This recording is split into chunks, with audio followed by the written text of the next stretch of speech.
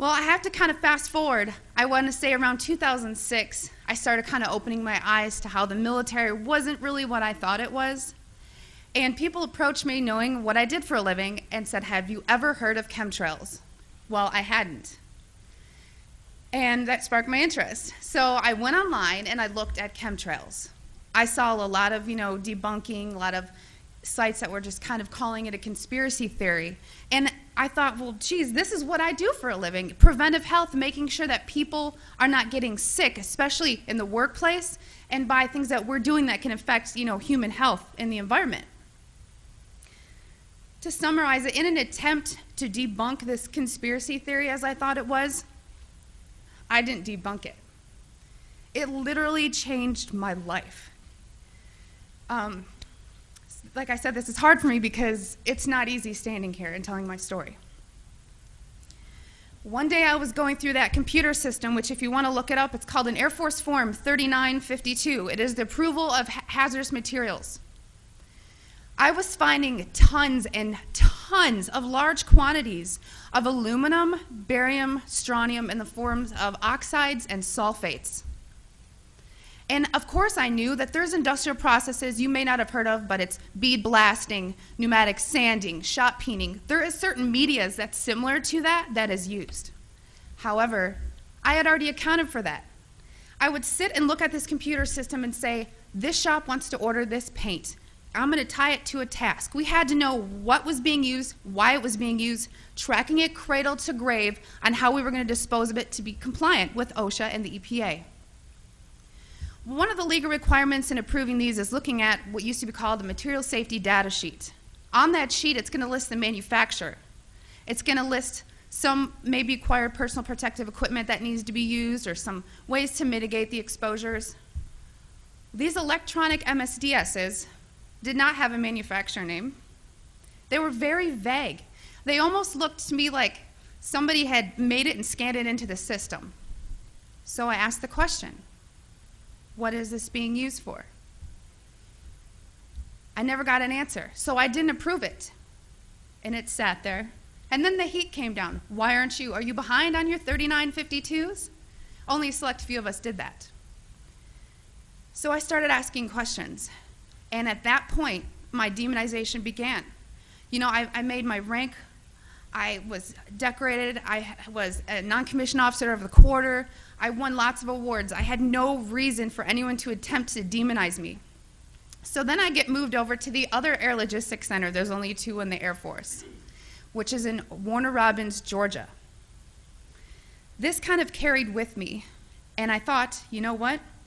Should I revisit this? Is it worth it? Did I hit something? Maybe it's need to know. I started finding the same things at Robins Air Force Base.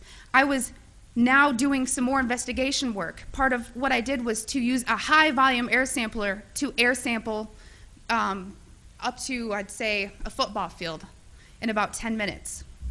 I also conducted soil sampling because I thought, if this is real and they are spraying this, it's going to get to the ground.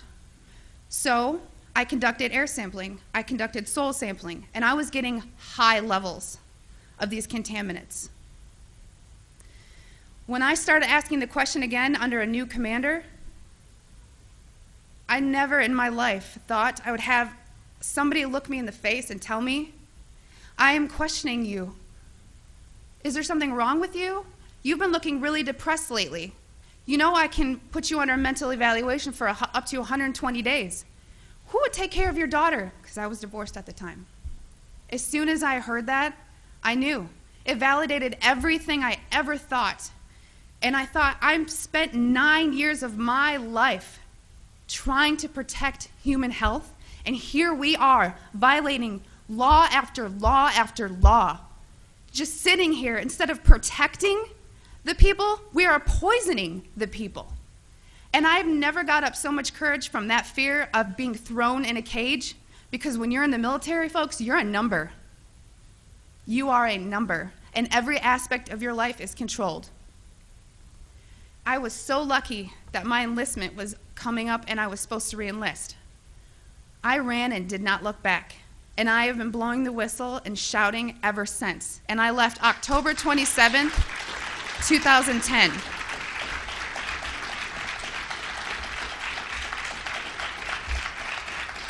Thank you. It didn't just end there, though. You got to remember, there's a whole career field of people that work in bioenvironmental engineering. A lot of those people were told, do not talk to me. Do not talk to her. Do not email her. They were given no contact orders. Because my biggest thing was, if I'm just so, dishonest, don't you think somebody would come out and say, she was never in the military or something negative to discredit me? They've ignored me, but they've tried to silence me. Every time I fly, I am pulled into a secret room. I literally am tagged in the system for the TSA. It is difficult. As an industrial hygienist, I do very well for myself, but it has been so difficult after leaving the federal government to maintain employment. Nowadays, everyone runs background checks on you, and the first thing they look at is, wow, here's a whistleblower. And you ask yourself, if this is true and we are spraying the people, where are the pilots? Where are the people? I don't know if you pay attention, but look at Snowden. Look at Manning. People don't come forward because these supposed Whistleblower Act protections that you have are not enforced, they're not supported, and they really don't exist. Well, what I want you to take from this is to understand that I am being completely honest with you, and that geoengineering is occurring, it's been occurring, it is not new, and your tax dollars are funding this. I 100% know that the U.S. Air Force was involved, and I think back to all these things that I never had noticed. If you don't know what to look for, you can't look for something. And once I realized a process they were trying to hide, people have come out of the woodworks, from EPA compliance officers to ex-people that I worked with in my career field, who I cannot state for obvious reasons. I've had pilots come forward. I've had people come forward that actually load the canisters on the planes. These people don't come forward because they are afraid that they're going to end up like Snowden. And I continue to speak to let people know I've been screaming about this for 3 years and I'm still here. And why are you so afraid? Because many of these people are on active duty. And if you are willing to die for your country, supporting, the Constitution and defending us from enemies foreign and domestic, you are willing to die for your country, but now you're scared. You are scared and cowardly to talk about this. So I'm not just speaking to all of you in this room, I'm speaking to all those people that are going to watch this online and watch it on YouTube. Because you can come forward, you can help expose this, and we can stop it. So many people want to ask, why? Why is this occurring? That's for later thought. From weather modification to weather weaponry, there's numerous reasons under Agenda 21 and tons of theories. But my job as an industrial hygienist is to make sure that I comply with the laws and enforce them.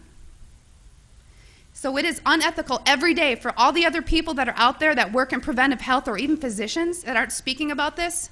They need to. So one thing I want to tell you is what you can do about it. The biggest hurdle that we have is disinformation sites.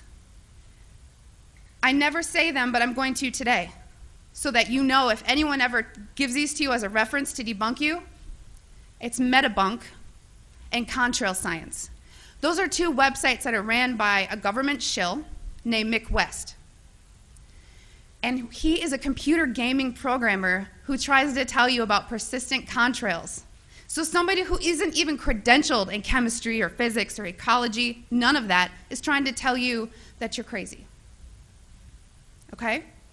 So also on social media, don't just hit the share button. There are links. You have to understand that I have met people who used to be purposeful disinformation trolls, as we call them. These people are paid to pretend that they're you, to get you on board to believe a website or an article, just so that you look so vulnerable. And then later it will be deemed non-credible, and then you look non-credible. So please vet, research. And if you have something to write with, I want you to take down my email. It is Kristen, Kristen, Meghan, Meghan, @gmail.com.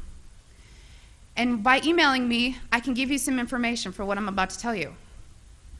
If you still don't believe it, or you still want to convince people, there's something you can do.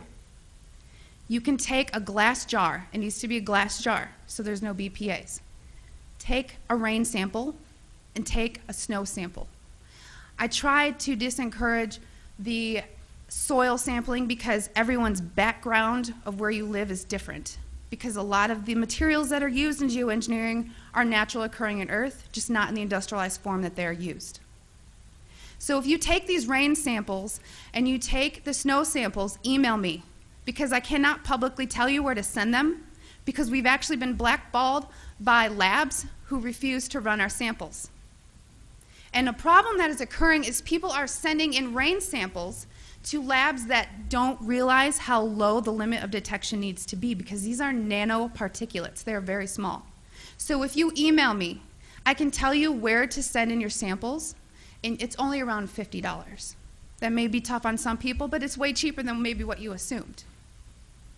So I just want everyone to know and understand that of all things, of all the freedoms that we are losing, geoengineering is the #1 issue that we are facing. Because you can have guns and money and you can have everything. If you don't have food and water and you are dying of respiratory or neurological illnesses, what does it matter? So you've heard about vaccines and you'll hear, about smart meters, and you'll hear about other issues like fracking. These are all systemic effects. We are getting overexposed to toxins. People will tell you fluoride's in the water, but it's not a lot. It is a lot because you're getting it everywhere in your food, water that you drink. Everything is washed with that water. And you're getting your vaccines. All this, it's a coupled systemic effect, and our bodies cannot metabolize these toxins. So I just want to thank you for taking the time to listen to my story, and I will continue to shout from the rooftops. I don't care how many jobs I lose. I don't care how many friends or family I lose, because I took an oath. And in 9 years, I was not able to honor that oath, but I am today.